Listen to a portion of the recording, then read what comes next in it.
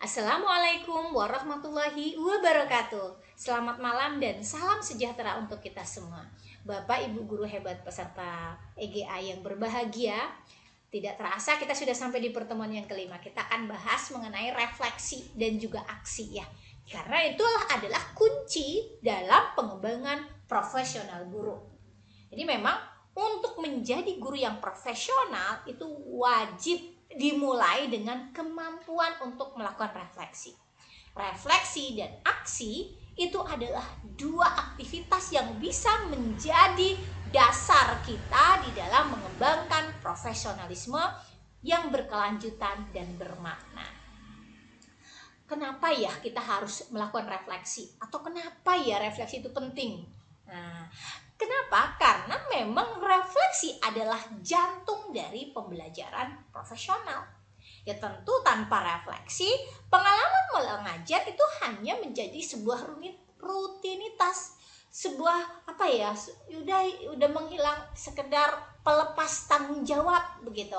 Namun dengan adanya refleksi, setiap momen di kelas akan menjadi peluang kita untuk tumbuh dan terus berkembang. Jadi memang data empiris menunjukkan bahwa refleksi bukan hanya sekedar aktivitas tambahan, tapi refleksi merupakan komponen esensial yang secara teratur mampu meningkatkan kualitas profesionalisme guru. Guru yang selalu meluangkan waktu untuk melakukan refleksi praktik mengajarnya, mereka akan lebih mampu mengidentifikasi pola, memahami dampak dari setiap tindakan mereka, dan bisa membuat penyesuaian yang tepat untuk meningkatkan hasil pembelajaran. Jadi guru profesional identik dengan guru yang rajin melakukan refleksi atau guru yang reflektif. Jadi profesional bukan hanya tentang kualifikasi akademik mereka, tentang sertifikat yang mereka miliki. Namun profesional sejati itu dibentuk ya dari bagaimana kemampuan refleksi mereka terhadap praktik pengajaran. Karena memang ini yang menjadi indikator utama dari guru profesional, seperti ya hasil penelitian di SMA 106 Jakarta.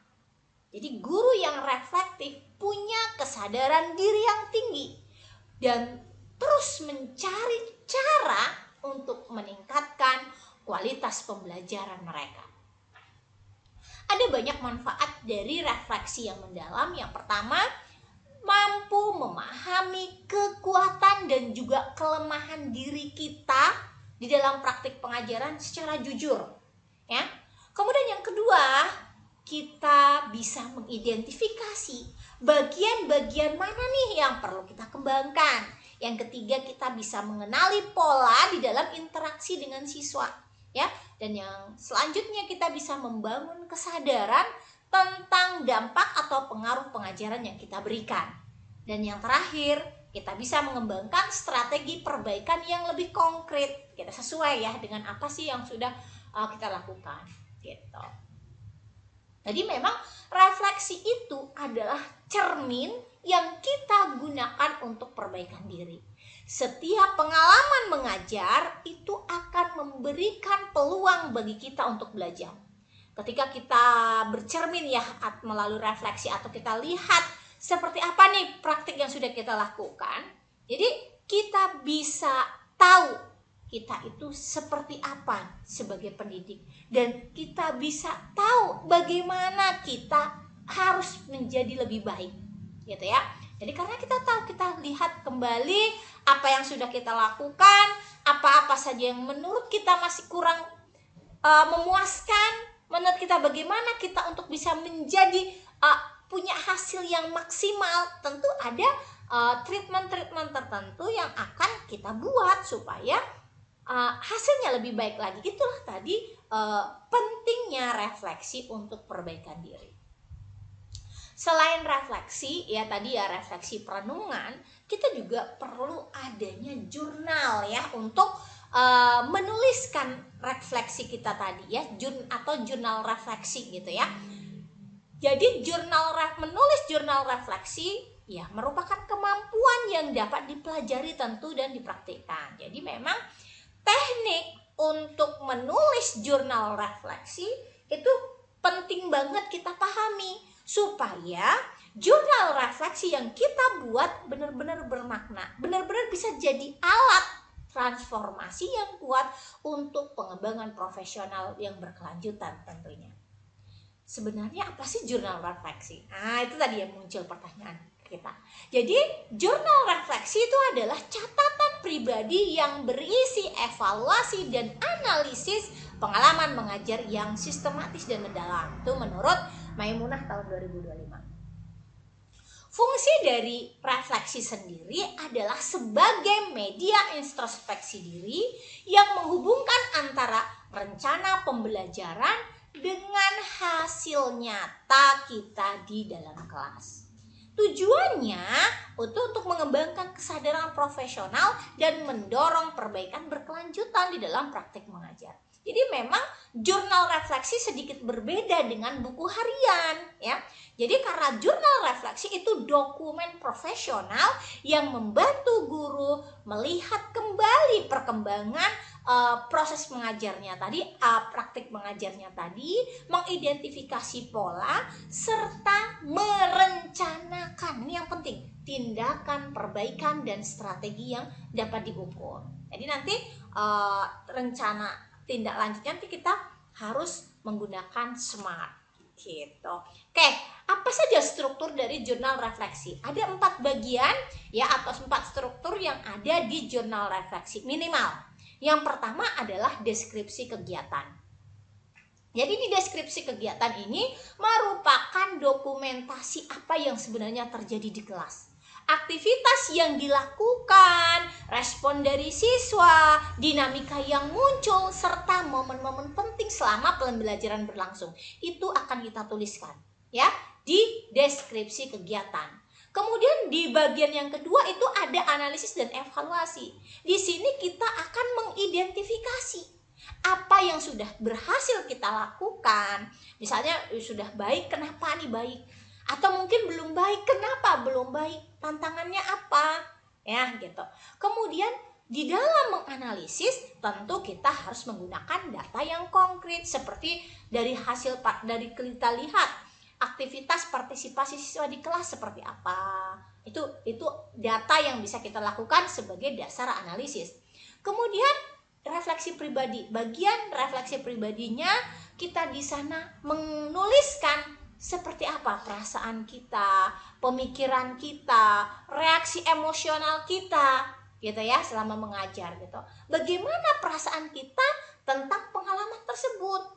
Apa ada yang mengejutkan, apa-apa saja yang menginspirasi kita gitu ya. Baru di bagian yang keempat ada rencana tindak lanjut.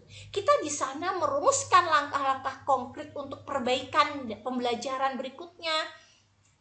Contoh misalnya ada kita buat komitmen yang lebih spesifik gitu ya. Nanti saya akan buat ini, atau kan saya tambahkan ini, atau saya akan tingkatkan ini gitu. Itulah tadi keempat struktur yang ada, minimal struktur yang ada di jurnal reflektif. Ini contoh singkat jurnal reflektif ya. Contohnya adalah jurnal reflektif harian yang isinya misalnya hari ini diskusi kelompok berjalan secara aktif, siswa menunjukkan antusiasme yang tinggi dalam berbagi ide. Nah, itu kan kita tuliskan kondisinya seperti apa. Namun waktu untuk presentasi hasil diskusi ternyata kurang, sehingga hanya 3 dari 5 kelompok yang sempat mempresentasikan. Itu sudah masuk ke analisis. Tadi dia sudah menganukan yang pertama ada mendeskripsikan, menganalisis, baru di sini refleksinya. Oh, kita tahu nih datanya kan dari 5 dari ini. Baru tindak lanjutnya. Kan kita tahu, oh ternyata waktu presentasi kurang. Di situ kan sudah kita mulai merefleksikan. Baru tindak lanjutnya apa? Minggu depan saya akan mengatur alokasi waktu lebih ketat. Nah, itu kan ada tindakan yang mau kita lakukan. Saya akan menetapkan batas waktu minimal 5 menit per kelompok agar semuanya mendapat kesempatan berbagi.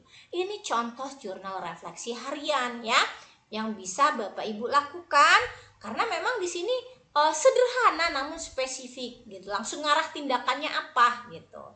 Keempat poin tadi atau struktur tadi ada di dalamnya, walaupun tidak dipisah-pisah dalam satu paparan ini gitu Bapak Ibu ya. Kemudian tadi jenis-jenis jurnal refleksi, seperti yang tadi contoh kita adalah jurnal refleksi harian, itu catatan singkat setiap selesai mengajar, supaya kita bisa merekam kejadiannya secara segar, merespon langsung, idealnya itu seperti apa, detailnya ke depan, emosi yang kita luapkan itu seperti apa. Jadi tidak ditunda. Jadi tidak perlu panjang nih seperti ini, cukup 2 paragraf atau 1 paragraf kalau digabungkan. Tapi nangkep kondisiannya seperti apa. Ini tadi ya, deskripsi kegiatannya kelihatan, analisisnya apa yang terjadi, refleksinya ke seperti apa, rencana tindak lanjutnya tuangkan secara detail. Begitu juga jurnal mingguan. Ya, bedanya kalau tadi harian 1 hari ini, tapi kalau jurnal mingguan itu evaluasi pola dan tren pembelajaran selama 1 minggu. Karena di sini kita bisa membantu mengidentifikasi tema yang berulang. Kita lihat ya per hariannya itu seperti apa, mana yang berulang. Kita buat koneksi antara berbagai pengalaman mengajar. Jadi dari Senin sampai Sabtu seperti apa, atau Senin sampai Jumat seperti apa. Kemudian kita bisa juga buat jurnal tematik. Itu fokusnya adalah proyek khusus ya.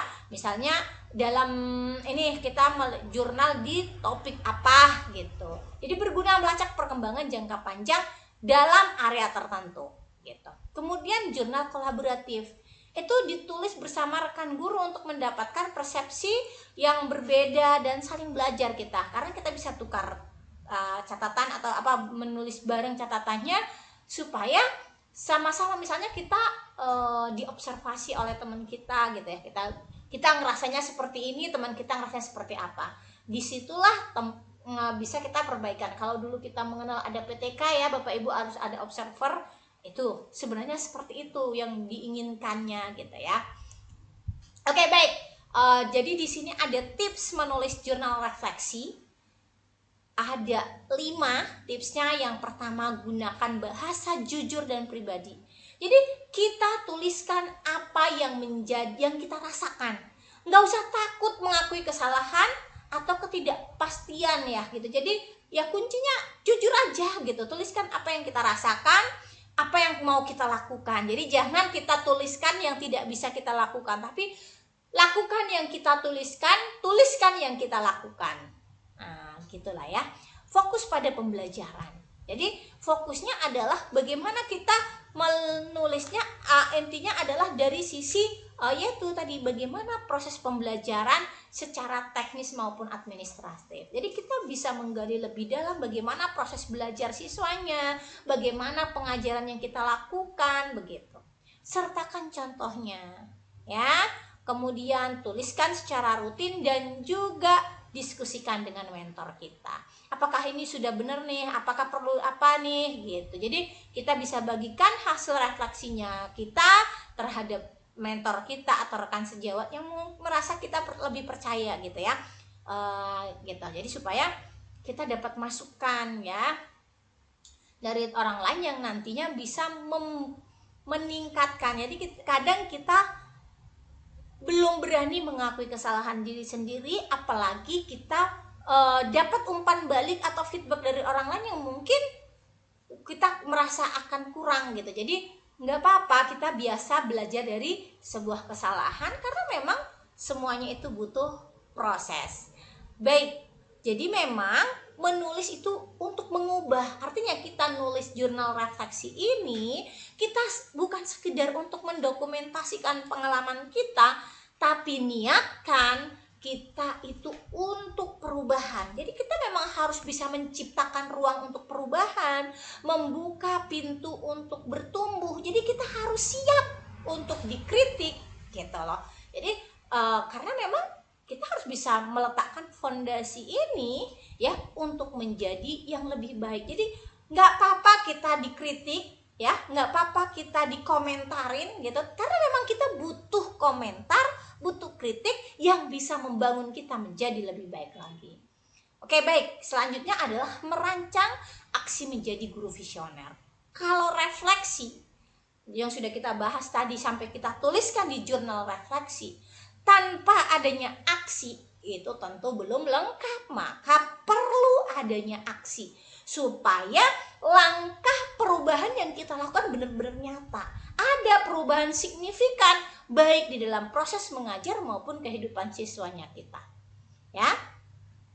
Jadi untuk menjadi guru visioner memang punya ciri, ya tadi, berpikir jangka panjang tentang bagaimana dampak pendidikan, bisa mengembangkan inovasi dalam metode pengajarannya, bisa beradaptasi dengan perubahan zaman, bisa membangun lingkungan belajar yang inklusif, serta bisa menginspirasi siswa melalui akademik.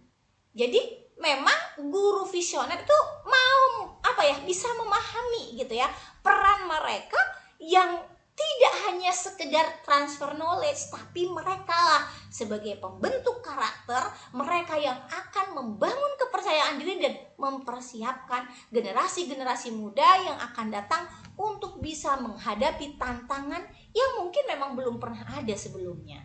Jadi kita harus bisa menyiapkan itu. Itulah guru yang visioner tadi. Jadi untuk itu kita harus bisa menerapkan tujuan. Nah, tadi ya, untuk menerapkan membuat aksi, buat dulu tujuannya, ya. Tujuannya menggunakan SMART. S-nya adalah spesifik. Jadi kita harus definisikan dengan jelas tujuan apa yang ingin kita capai. Misal meningkatkan keterampilan menggunakan platform belajar digital. Itu kan jelas gitu ya, spesifik. Meningkatkan keterampilan. Oke. Kemudian terukur atau measurable gitu ya, M-nya. Jadi kita harus bisa menentukan supaya bisa terukur, bener nggak, tercapai nggak aksi kita ini, tujuan kita tercapai tidak, maka harus ada indikator keberhasilan yang konkret. Nah, contoh indikatornya adalah menguasai 5 aplikasi edutech. Nah, itu tidak ya, dan bisa menggunakan minimal 3 kali dalam seminggu. Kan jelas tuh, 5 aplikasi yang bisa dikuasai diaplikasikan minimal 3 kali dalam seminggu. Jelas ya, terukur. Dan yang ketiga, achievable atau dapat dicapai gitu ya. Artinya bahwa tujuan yang kita buat benar-benar realistis ya. Kita punya sumber daya, kita punya waktu gitu untuk bisa mencapai tujuan itu. Jadi jangan terlalu kita punya rencana yang terlalu tinggi namun kita tidak bisa mencapainya, akhirnya kita menjadi frustasi. Maka harus bisa dicapai gitu. Kemudian yang keempat itu adalah relevan. Jadi harus selaras dengan kebutuhan pengembangan profesional yang kita lakukan sesuai tuntutan kurikulum. Jadi tidak kontras, jadi sejalan dengan perkembangan kurikulum. Terkait waktu atau time bound ya, jadi kita bisa tenggat waktunya misalnya 6 bulan ke depan atau sebelum semester ini berakhir. Jadi jelas, itulah tujuan kita melakukan sebuah aksi ditulis dengan metode SMART tadi. Contohnya ini, dalam 6 bulan ke depan saya akan meningkatkan keterampilan teknologi pembelajaran dengan menguasai minimal 5 platform edutech dan mengintegrasikannya dalam pembelajaran minimal 3 kali per minggu yang akan dievaluasi melalui jurnal refleksi dan feedback siswa. Itu sudah contoh tujuan dalam meningkatkan, tujuan melakukan aksi ya tadi ya, rencana aksi seperti itu. Kemudian strateginya ya dalam mewujudkan visinya tadi apa? Strateginya yang pertama adalah melakukan refleksi dan evaluasi secara rutin. Kita harus bisa meluangkan waktu untuk melakukan evaluasi dan kemajuan menyesuaikan strategi berdasarkan data dari hasil refleksi. Kemudian melakukan pelatihan yang berkelanjutan ya. Kita aktif mengikuti workshop, seminar, webinar, dan tentu program-program pengembangan profesional yang relevan lainnya. Kemudian kita juga berkolaborasi secara aktif, bergabung dengan komunitas belajar profesional, terlibat dalam berbagi praktik baik, dan tentu selalu belajar dari rekan sejawat. Dan kita gunakan data. Ya, manfaatkan data dari jurnal refleksi. Jadi kita sudah buat jurnal refleksi, gunakan jurnal refleksi, feedback siswa, hasil evaluasi itu untuk perbaikan, bukan hanya sekedar dikoleksi aja, tapi manfaatkan jurnal refleksinya tadi untuk ini tadi sebagai data kita di dalam mewujudkan strategi dan tujuan tadi.